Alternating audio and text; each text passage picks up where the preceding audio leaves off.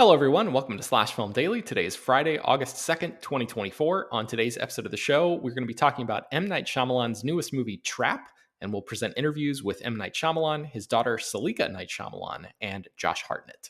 My name is Ben Pearson. I'm an editor at slashfilm.com, and I'm joined on today's episode by Slash Film editors Jacob Hall Hello, hello. and Brad Oman. Hey, that's me. All right, guys, let's get right into our discussion about this movie. Let's do some general thoughts, some non-spoilery thoughts, and then get right into some spoilery stuff pretty soon, because I don't really think there's a ton we can talk about without really kind of digging into the movie in a little bit of a deeper way. So just broadly speaking, Brad, let's start with you. What do you make of this movie? I enjoyed it for the most part. I think it definitely hinges on how great Josh Hartnett is in this role. He's clearly having a lot of fun, chewing some scenery, really leaning into M. Night Shyamalan's sort of heightened thriller tone here. But I think my biggest problem with the movie is that it never quite outshines how great the premise is by itself and how well it's executed in the first half of the movie. And then the second half of the movie becomes a little bit of a different animal. And for me, I was particularly distracted by some very significant leaps in logic and a complete lack of common sense among several characters that occasionally took me out of the movie. And while I was still enjoying like the ride while I was on it, it was just the kind of stuff where it felt like Knight had this great idea for a movie and it made for a really suspenseful first half, and then he just couldn't write himself out of the corner that he put himself in for that first half and never really got a grasp on like where it should go next to really make sense and keep that momentum going. But again, for me, Hartnett, I think still made it fun to watch even when I was frustrated by certain things, and I didn't come away disliking it. Yeah, I'm in the exact same boat, actually. I underscore every single thing you just said there. Jacob, I know that you've mentioned in our Slack earlier today that you're pro the second half of this movie. So, again, without spoilers, it sounds like those issues maybe didn't come up as dramatically as they did for us. Yeah, this movie feels like a weird creative writing exercise where every 20 minutes M. Night writes himself into a corner and it has to find a way out of it and repeat, 5, 6 times. And I appreciated and enjoyed the silliness of it all. So Trap's a very funny movie. Like, it's very intentionally funny, in a way that I'm hoping most people will understand. I think a lot of this movie, its goofiest stuff is very intentional. I think that sometimes M. Night's humor can be a little weird, as we discussed in the episode elsewhere this week, where we ranked our top 5 Shyamalan movies. He's a weird dude, a weird filmmaker, weird sensibilities, and Trap is a weird movie. And I enjoyed how that weirdness keeps cropping up here in very unusual ways. I mean, Josh Hartnett's essentially playing a Batman villain, like a Adam West Batman villain in some ways. Incredible, chef's kiss. Bring back Josh Hartnett doing big weird performances like this. I'm all for it. But yeah, the back half, which is completely unspoiled by the trailers, I won't spoil it here, is where the film takes a very, very big left turn. And it's one that I actually appreciated. And in fact, there's one sequence in the back half that's my favorite sequence in the whole film, that I thought was very funny and very intense in equal measure. It's a real killer filmmaking from Shyamalan. But I mostly want to.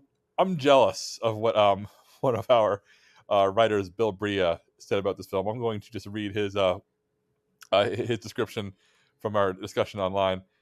Trap is like a Brian De Palma movie, but instead of being a pervert, M. Night is the most dad guy ever. I think that sums up this movie very, very well, which is it has that extremely stylized, artificial, intentional look at me thing going on that defines De Palma's filmmaking. But instead of being a story of perversion and darkness, M. Night is a big goofy dad who wants to be a big goofy dad thriller movie. And yeah, chef's kiss to Bill for summing it up in a way that I never could. Yeah, in a meta way, this is kind of like the ultimate girl dad movie because M. Night Shyamalan cast his own musician daughter as a pop superstar and built an entire studio film around the fact that people idolize her in this world. And it's like a very sweet thing to do, And like from the outside, it seems like he has a really lovely relationship with his own children. But This is the same year where he produces his other daughter's first feature film. I mean, Look, call it nepotism. I'm very, very hand-wavy on nepotism because if I was a powerful filmmaker and I had 2 talented daughters, I too would use my power to put them on screen and get their movies made. So I say, M. Night, all power to you. Empower your daughters, help them get stuff done. I find it very charming. Yeah, like personally, I didn't really find the music in this movie to be particularly interesting or memorable. And like, I was trying to think about this, and generally, the most generous read I could make on it was that maybe you could look at that as some sort of subtle criticism of the kind of blandness of modern pop music or something. But I also didn't really find Saleka Shyamalan to be an especially convincing actress, and I'm not sure that there's any read of the movie where that part could be read as an intentional choice. So No. I agree with you in spirit, Jacob. Like I find it charming and nice. I just feel like in this particular set of circumstances, that decision didn't necessarily result in the best version of what this movie could have been. I guess like maybe if Here's somebody the question though. It would have been a better movie, yes, if there was a more convincing, talented actor in that role. But would have been a more interesting movie? I don't think so. I think Trap is more interesting than good, and I will take that M. Night interesting over anything. Honestly, most of the time. Okay. Well, I guess let's go ahead and get into spoilers. So if you've not seen the movie yet, this is your last chance before we get into some stuff that spoils things. Um, okay, I guess I'll try to open the floor here with this point, and I feel like Brad, based on your initial assessment, you're probably going to back me up on this. For a movie that asks the audience to really invest in the physical, grounded, realistic question of if I were this killer, how would I get out of this situation?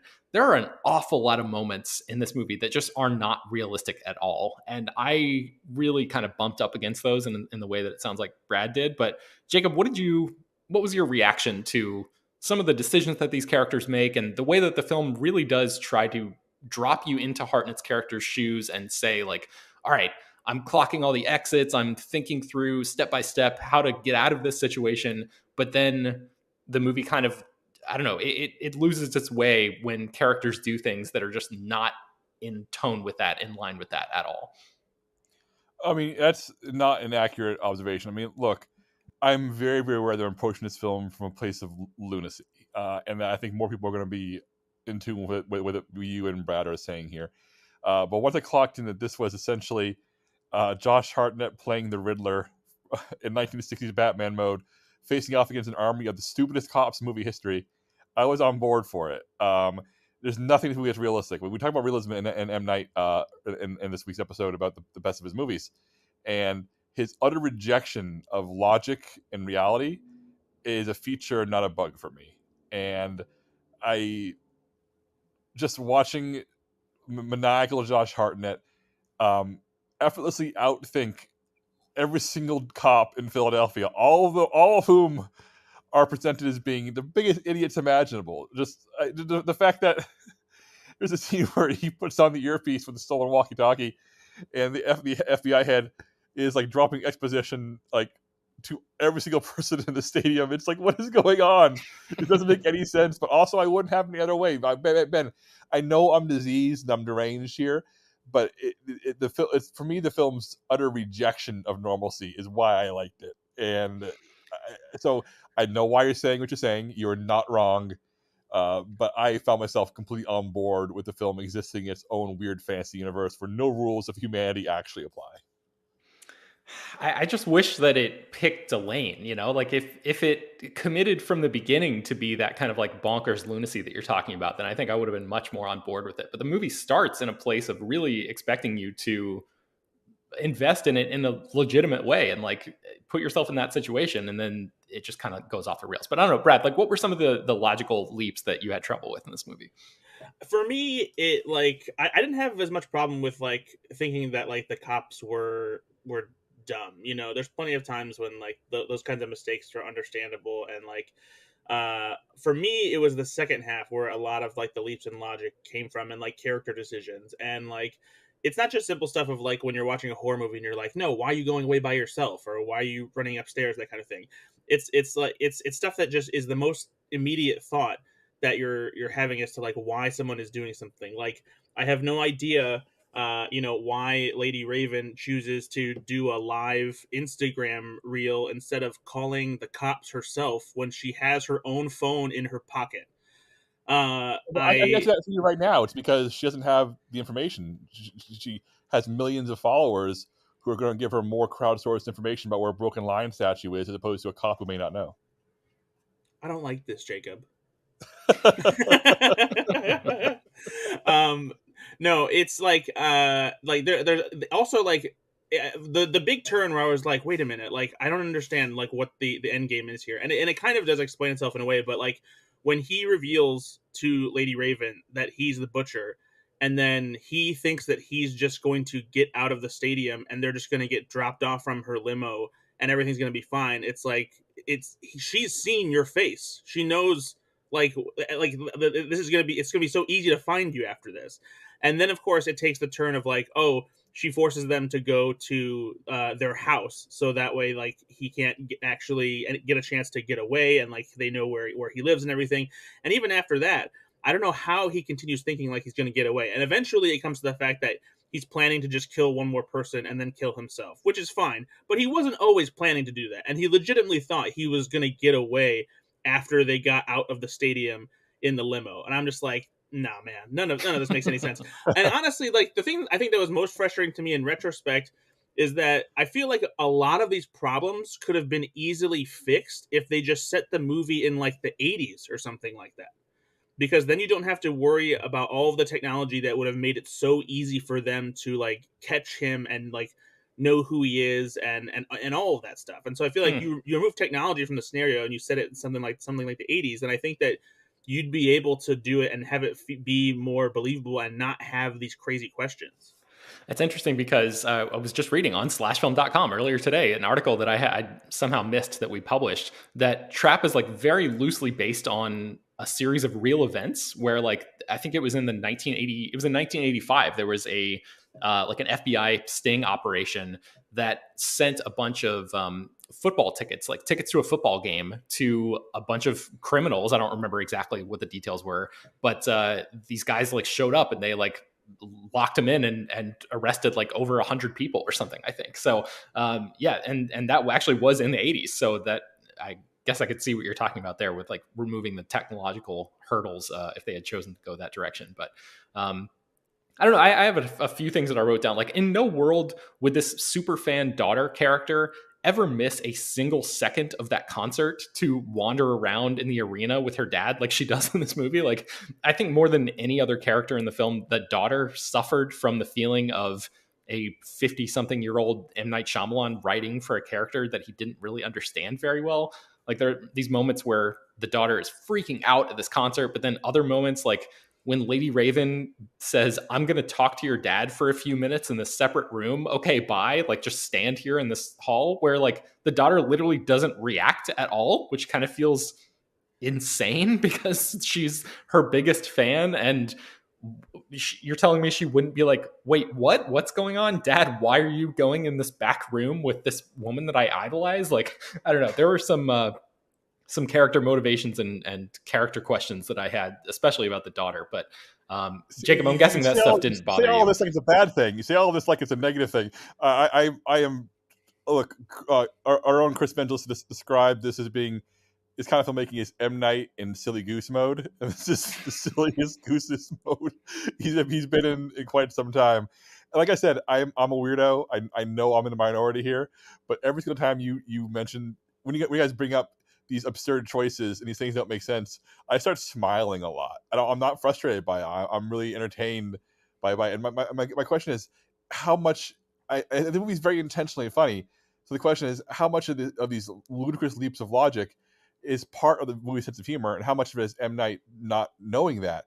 And I don't know. I don't know if the more ludicrous plot elements are intended to be funny, but for whatever damn reason, I was cackling with appreciation throughout this stuff. So I don't think you're wrong. I just think I'm a lunatic. Brad, did you find this movie to be funny? Because I feel like there's been a lot of stuff written about how hilarious this movie is. And we even have an article up that says that this is his funniest movie. And like, you know, he's not necessarily a filmmaker that leans on humor in a huge way. So technically this might actually be his funniest movie, but I don't know. I wasn't really laughing out loud in this movie. Did you have that experience, Brad? I definitely chuckled to myself. It has like some menacing humor to it, because and most of it comes from knowing that Josh Hartnett, is the butcher the entire time. And so for the first half of the movie, a lot of that stuff comes from just how he interacts with other characters, especially how he interacts with Jamie, the guy who works at the stadium selling T-shirts and stuff like that. Like Oh yeah, he was great. yeah, all the time that they were talking and everything, and just like the little thing where like you don't know what he's gonna do, and like he hands him the knife, to open the box, but then he gives it back to him. He's like, "Oh, here, don't forget that." And so like yeah, it was the second half. I didn't think some of the more ludicrous stuff that Jacob obviously enjoyed. It wasn't that funny to me, but I liked the moments when like he was able to like get around the cops and stuff like that, like when he escapes through the tunnel and you hear him as the voice who like tells the driver to get out, and he hijacks the limo and stuff like that. You liked that moment? Yeah, honestly, like it was that was something where I was like, it's a ludicrous getaway for sure, but I liked how it was executed. It was a fun little moment of like, oh, here we go, we're still going. It doesn't make any sense, but I did like that moment. I guess along those same lines, I wanted to ask you both a question. How purposeful do you think the trap scenario at the very end of the movie actually was? Like the two kids go off with Allison Pill's sister, and Allison Pill's character remains at home. And I think that somebody says that there's two squad cars out in front of the house. And of course, the butcher ends up inside, and he very nearly kills his wife before he's ultimately lured toward a version of his mother and eventually shot with these stun guns. And I was wondering if you think it was always the plan that Allison Pill would poison him with that powder. The whole plot, that whole aspect of the movie just kind of felt really risky and really janky in terms of the execution there. But I don't know, Jacob, what did you think about that? Oh, it's by far the weakest part of the movie, the final scene.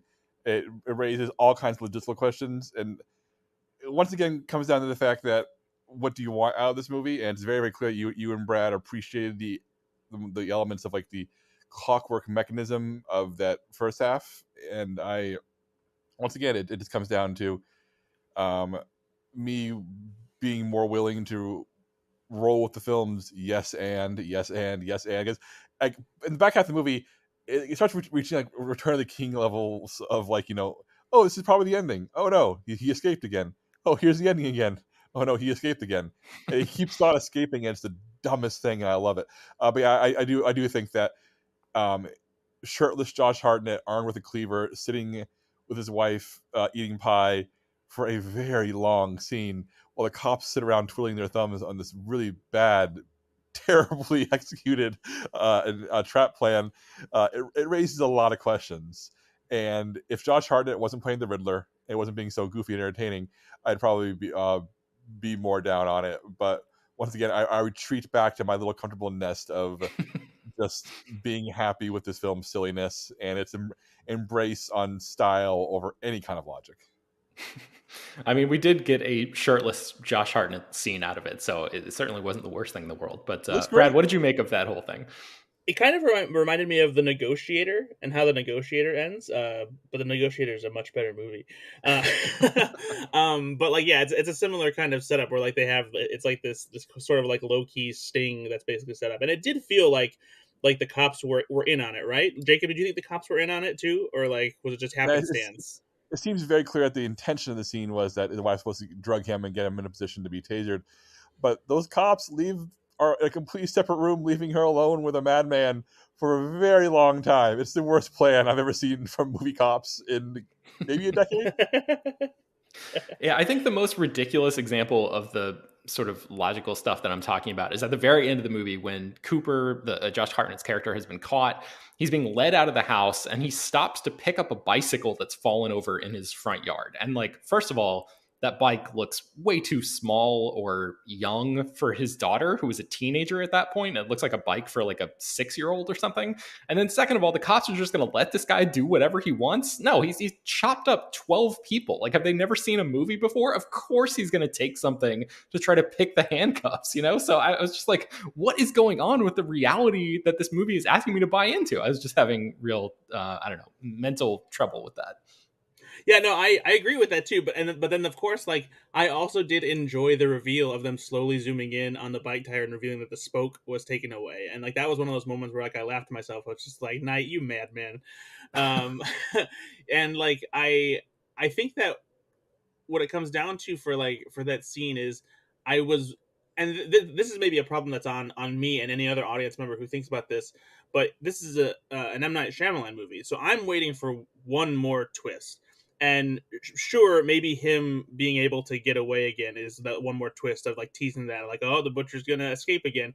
But like I was waiting for like, oh, his wife's in on it, like in on the scene, like when he's there and then she says something, to him indicating that like she knew the entire time or something like Hmm. that. So, some extra layer that would have like added even more to it. But that never came. So yeah, I don't know. Like I said, that maybe is that level of disappointment might be on me, but like, when M Night has done this time and time again, you kind of, know what to expect. Yeah. I think I was waiting for something similar to really put this movie in a position where it would make me want to watch it again. And I think as of right now, like I just have no interest in rewatching this movie. And maybe that's just an indicator of how much I liked. I mean, I thought this movie was fine. Like I think Jeremy Mathai, who wrote the review, gave it like a 6 out of 10, and that feels about right to me, personally. But I don't know. Because of these schisms, I guess, that I've brought up here. And because of the ending, I just think is like really ridiculous. I just don't really feel the urge to revisit this anytime soon. Maybe not ever, but I don't know, Jacob. Like the high that you seem to get from the silliness of this movie, is that something that you feel like you're going to return to, or did this feel like more of just like a one off? Like, oh, it scratched a little itch, and now you're good, moving on with your life, or what do you think? I'm not so sure. I'm looking forward to watching it again so I can answer the question for you. But it's so weird that I agree that 6 out of 10 is the right rating for Trap. Maybe a 6.5 if we can get in the numbers of it. But it's so funny to me that I am a very enthusiastic 6.5, where you're a more of a, you know, uh, I guess I don't know, honestly disappointed, but a little bit more measured 6.5 or 6. So it's just one of those things where it's like I'm not saying this is a great movie, but I'm saying that like I vibed very hard on what was delivered here, and uh, I I think if you're a fan of old, if that level of Shyamalan weirdness, this Trap is going to be up your alley. This is, not this isn't a real movie like Knock at the Cabin or Split. This is absolutely an old movie, and as I discussed, earlier this week, I'm surprisingly big on old. So, yeah, I don't know, man. I keep bouncing back to like the artificiality of it, the idea that M Night's movies are so largely set in these little pocket universes where the rules of humanity, the way we speak, act, and make decisions, don't always apply in his movies, and that it's so weird. And at some points, and films like The Happening, it kind of derails the movie because that film is way too much of M Night Shyamalan's pocket universe. But I think Trap walks such a fine line where the way he sees the world and directs his characters and writes his dialogue is so specific and so odd that I don't feel mad or annoyed by how bizarre it is anymore. I'm just so refreshed that nobody's telling him no in a positive way. This isn't like Lady in the Water. Nobody told him no for a debacle. This is no one's telling him no because he's getting to be himself, man. And I don't know, this is going to come down purely to how people feel about modern M Night and how they feel about uh, the choices he's made in the past 10 years of his career. Some duds, some not, a lot of big swings. And I think Trap's a big weird swing, man. And I had a good time with it. And I think a lot of people are gonna watch the movie and be super annoyed. I can't. I love this big dumb movie. I had a pretty good time with it too. I did actually love the scene where Cooper just confesses to Lady Raven and really like puts the ball in her court of like, what are you going to do about this? Basically, like I thought that was a great scene, a really cool power move that put the audience and that character kind of on their back foot a little bit.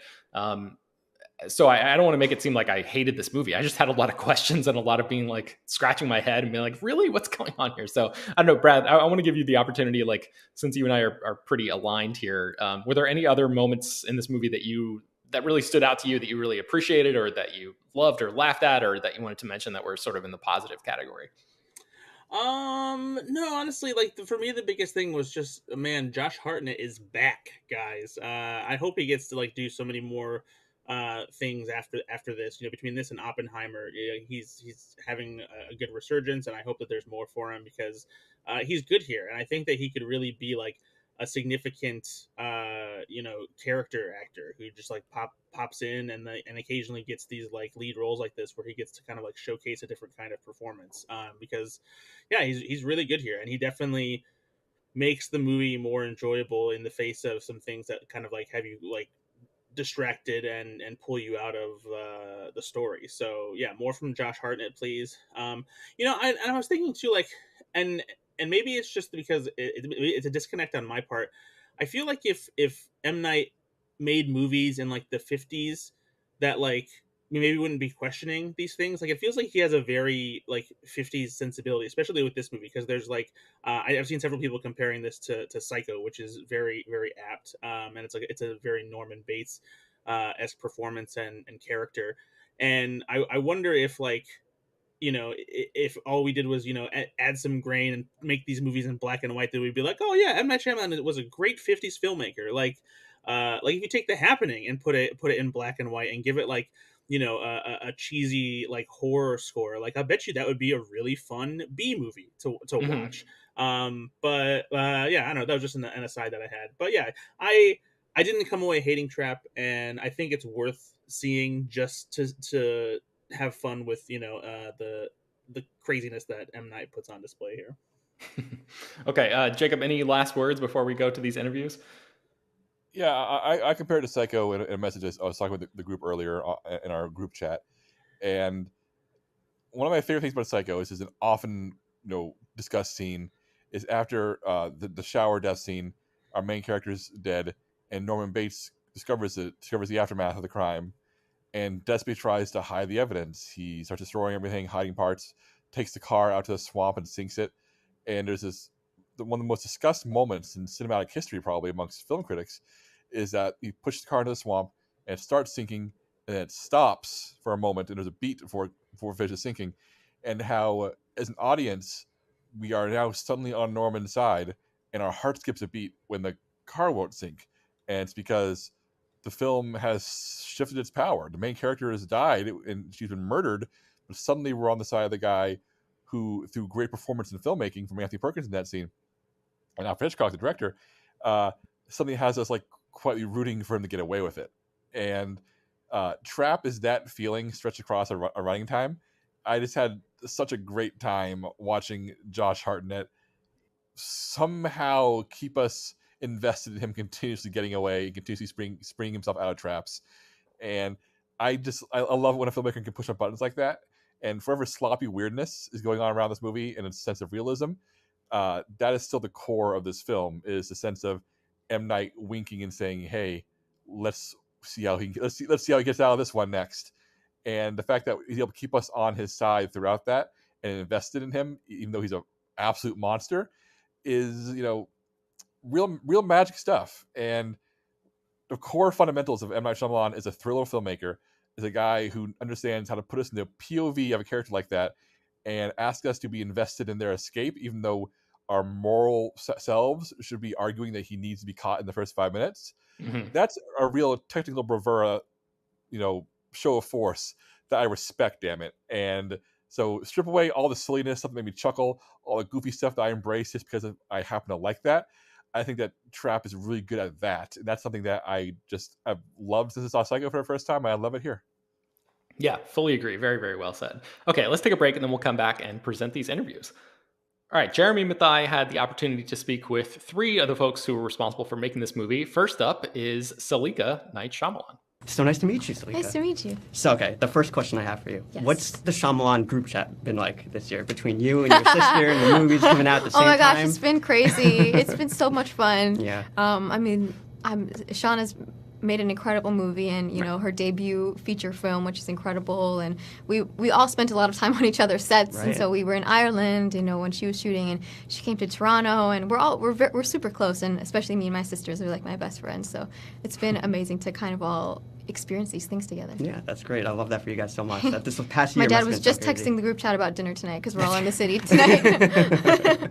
So speaking of your dad, he did mention at the screening last night that, you know, this movie sort of came together as you two talking about movies and music and kind of the intersection between. Yeah. Can you expand on that a little more? Like, how exactly were the origins of this movie kind of Yeah. coming together? I mean, you know, we love music and film, Right. you know, both and are inspired by both. And I think, you know, one, the idea of just within our own family and house that we could create something that has both elements done, you know, original and something completely new. And then also, you know, coming from Indian culture, Right. Bollywood movies, know. they're like so, you know, the music is so integrated and like almost equal to the film and the plot. And, you know, we also love movies like Purple Rain and Once, where it's kind of built into the plot, and there's an album that you get to see kind of fully showcased. And so those were big inspirations, and sort of that conversation just started. And I did little projects for him throughout, you know, Old, the movie, and then I did 7 songs for Servant. Right. And so as we were kind of progressing in there, it kind of felt more like we could actually do this. I think we might be able to actually pull this off. And then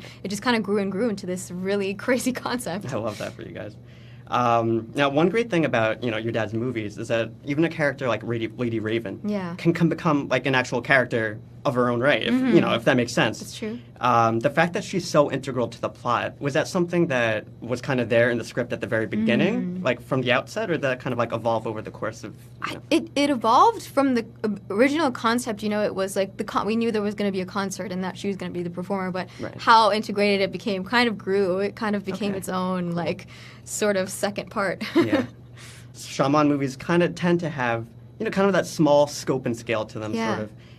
So I kind of spent a lot of the movie wondering exactly how famous is Lady Raven supposed to be in the world of yeah. trap? Is this like a Taylor Swift, Dua Lipa kind of situation? Yeah, or is that's she kind kinda, of yeah, it that's is. kind of how we were imagining. Maybe Okay. not as huge as Taylor Sure. Swift, who would probably sell out that same 10 nights in a row. Right. But you know, So there wasn't like, I mean, was there any discussions about her backstory in the movie? Like, do you Yeah. get in depth in that with your dad? I mean, I think musically we were talking about there's a song that plays in the beginning that's, you know, a music video. We kind of imagined that maybe it was her breakout single on a previous album. Okay. And then, you know, there's a song with Kid Cudi at the end, and we sort of imagined that as another one of her breakout songs with a established artist who kind of believed in her and gave her a chance to make a song with him, and Right. that song gave her a lot of exposure. And then, you know, kind of mapped out. We even made merch from like old albums and new albums. It was really fun. Now, my last question for you is kind of on the representation side of things. Yeah. Because I was watching this movie and I was kind of like, if this was any other studio movie, I wonder if the pop star in the movie would have, you know, looked like you or me, Yeah. you know? So was that, in your experience, compared to the music world, the film world, how, like, what is the difference between, you know, coming in and being sort of, Yeah. you know, an Indian, you know, from that point of view? I mean, I think it's a beautiful thing in this movie that like part of the fun of it was like imagining, well, if there was an Indian pop star, Right. like, you know, and getting to play that and then also incorporate Indian influences into the pop music, which I tried to do a little bit here and there in a way that didn't ostracize people who Right. maybe don't know that type of music, but also in a way that felt, you know, true to myself and the things that I love.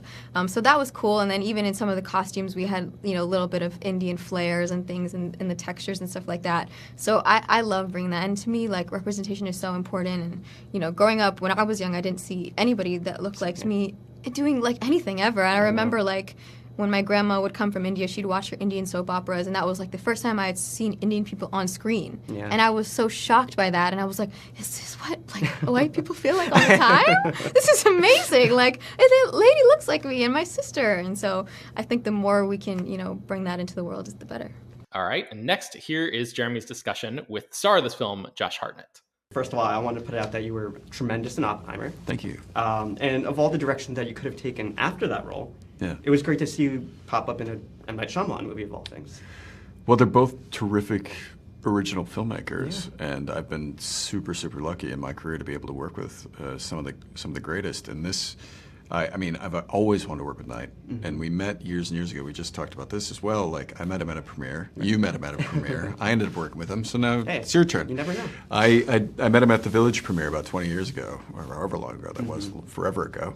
And at the time I've been a fan of his since the very beginning, and told him, and then nothing happened for a long time. But then he came with this script, and first, when you hear that Knight wants you to be in his film, you're like, yes, 100%. Then you read the script and you're like, oh my God, if this goes wrong, it's all on me. Yeah. And it was a terrific challenge, but also I love challenges, so I was excited to be a part of it. To follow up on that, because Oppenheimer, you're kind of part of the fabric of an entire ensemble. Yeah. Here, like you said, it kind of lives or dies based. Do you have a preference for? I'm going to put you on the spot here. Yeah, no, I don't think I do, because in that instance, I was just so happy to be a part of that crew, because those actors were all amazing, and everybody was playing their roles to perfection, and I could never do what Cillian did in that role. Like, there was nobody was miscast. Everybody was perfect for their role, and to be in a film like that has that sort of a scope, that sort of a reach, that obviously it wins all those awards and stuff like that. But so many people see it, and it starts a conversation. Yeah. It becomes part of the zeitgeist, and then of course the Barbenheimer weirdness, and it was just kind of, it was a magical sort of experience. And this one is a totally different animal, but in a similar way, like working with Knight or working with Chris, you're in a very inclusive environment where these directors are so at the top of their game that they want to collaborate. They don't have any fear of other people's opinions the way that some directors who maybe aren't quite as sure of themselves would want to hold more tightly. And so I had a similar sort of relationship with Knight as I had with Chris, which is just very open and loving, and allowing me to sort of explore this very, very, very strange character. Very different from Ernest Lawrence. And I just feel super lucky to be able to people don't know where to put me these days, so I can go all over the place and try different roles. Now, I kind of want to jump off of that too. Sure. This character, it's not a hero. It's not someone you're trying to garner sympathy with the audience. No. Do you enjoy embracing that sort of challenge? Is that just completely different from what most roles ask of you? Yeah, I guess I don't really care about garnering any sympathy from the audience. What I do want to do is make people understand why he's doing what he's doing. And in this instance, it feels radical to try and do that, because audiences don't usually go along with the serial killer and empathize with him and start to maybe root for him. That was the conceit of the script, and I wanted to kind of preserve that as much as I could. Being Knight's actor in this, so I found the challenge kind of remarkable. But I want to play the character honestly and try to make it as credible as possible. Hopefully, that will kind of lead to understanding and maybe empathy from the audience. Now, personally, I would put M. Night up there with the Stanley Kubricks, the Steven Spielbergs, of just how they act, how they get performances out of their cast. Performances, but also just the way that they create tension, the way that they create a space, a mood that most directors can't, and there's there's a world building that Knight's involved in that is very specific and unlike those other directors, but with that same sort of ability. He's a genuinely genius filmmaker. He's known for getting sort of these kind of off-kilter, very specific performances from his lead actors a lot. Yeah. He has a very specific tone, and you kind of have to go with, and you play a large role in kind of setting that tone.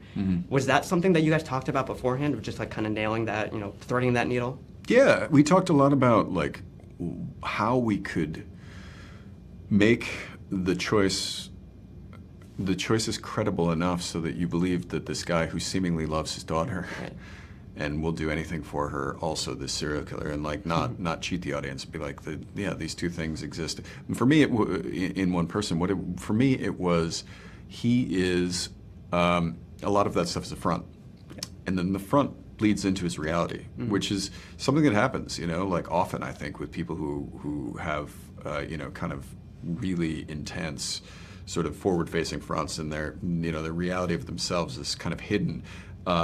Often they become that front, and with him, he's sort of melted into that front so far that he started to kind of have something that's like love for his daughter, but it's probably not love the way that you and I understand it. It's probably more just the way that she reflects onto him, his understanding of himself. So it's probably, it has to be, if he's a psychopath, it has to be necessarily narcissistic, but he's discovered over the course of this piece, and it's not just a character study, of course. This is supposed to be a fun movie, but from my perspective as an actor, it is.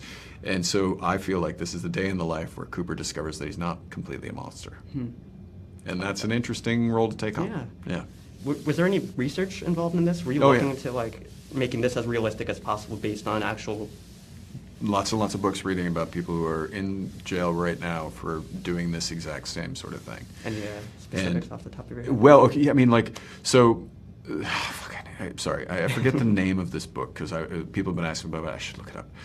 But I read a book early on that was about this guy going into the prison system in England, and there were a couple of serial killers there, lots of people who had committed crimes that were clearly psychopaths. And he went in, and over the course of it, started to advocate for one of them who thought it wasn't a killer. Right. And it turns out, of course, he was. He was just really, really charming. Yeah. And and very convincing in his portrayal of innocence and his portrayal of just being a normal guy. And I was like, that's exactly what's going on here. Right. And hiding in plain sight and all that sort of stuff. It's interesting. I found the whole, like, the research of it was dark. Not something you want to do all the time, right, but something that worked really well for this character, and I think hopefully made the character fun and buoyant and real, and yeah. Josh, you killed it. Thank you. Pun intended. Oh, thank you. Thank you for your time today. Thank you so much. And finally, here's Jeremy's chat with M. Night Shyamalan himself. So I'm ready to call this the summer of Shyamalan, between The Watchers and now this, and it's just a whole great family outing. Now, how much fun has this last year been for you, for all three of you, and do you envision something like this happening again sometime down the line? Yeah, we're always talking about film and talking about art, and it's just the way the house is built, and I'm careful to make sure that we're not talking about outcomes. I always tell the girls things, the people that win the lottery, have such a high rate of alcoholism, divorce, and all this stuff. You want to make sure that you don't label things good and bad, and so all of that's noise. So we have to just, you and your art form, that's it, and then everything else that'll happen as a repercussion of that is the correct thing. Mm-hmm. So it will be correct. So when you're writing your song, or you're writing your script, or whatever it is you're doing, concentrate on your craft in service of expression of the thing you're doing, the character or the thing you're trying to express. Concentrate on that, and you'll be really happy in life. I love that. That sort of fatherly advice that you're given, even when you're Now, back when you were doing press for Old, I don't know if you remember this, but you and your mom released these clips of, and she was, trying to get people to go out and see it, and she hadn't even seen your movie yet. She's hilarious, yes. How are you going to top that for promotion for this one? I mean, literally, I could just turn the camera on to my mom, and she will entertain you. On Old, I did this thing, as you were referencing, where I was saying, Mom, tell them, why should they come see Old? And then she said all these things, and she's like, oh, it's the greatest movie. And I was like, Mom, have you seen the movie? She says, no, not yet. And then, so how do you know it's good? Because you're very good, and, that kind of thing. And then I said, Mom, what's the last movie you went to? And she was like, Titanic. And so, you're not much of an expert. She was laughing, but she's so great. Yeah, she's a typical Indian mom. Exactly. As someone who has that same dynamic. Yeah, exactly. She's like, why doesn't the world, and no matter what, it's not enough, for her. So sweet. I can't wait to see her after all this. Fill her in.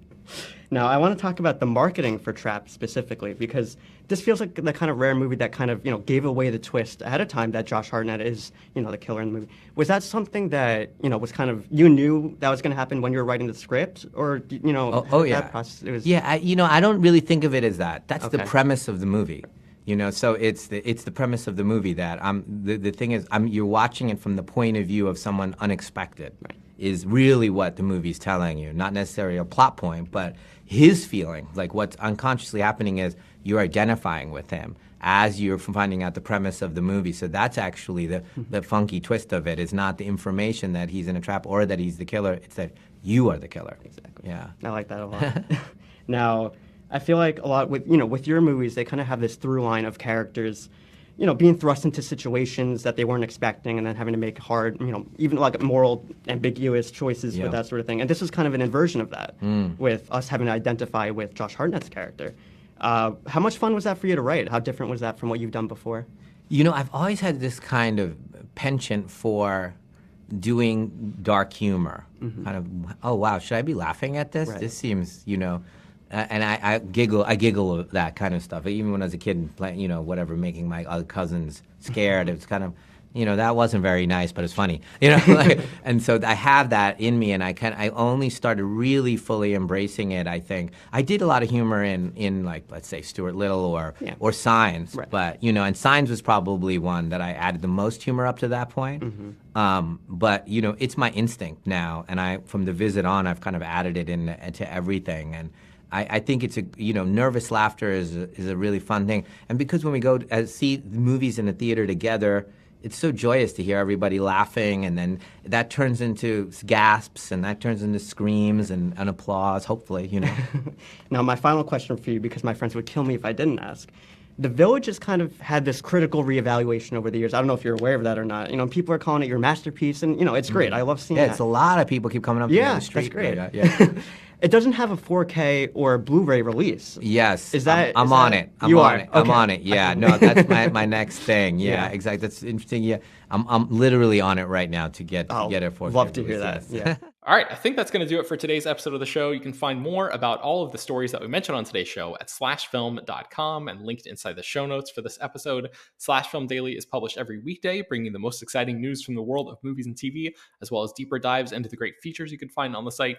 You can subscribe to the show on Apple, Overcast, Spotify, wherever you get your podcasts. Send your feedback, questions, comments, concerns, and mailbag topics to us at bpearson@slashfilm.com. Make sure to leave your name and general geographic location in case we mention your email on the air. Don't forget to take a minute to rate and review the show on Apple Podcasts or Spotify. That helps us out a lot. Tell your friends about the show any way you can. Thank you so much for listening.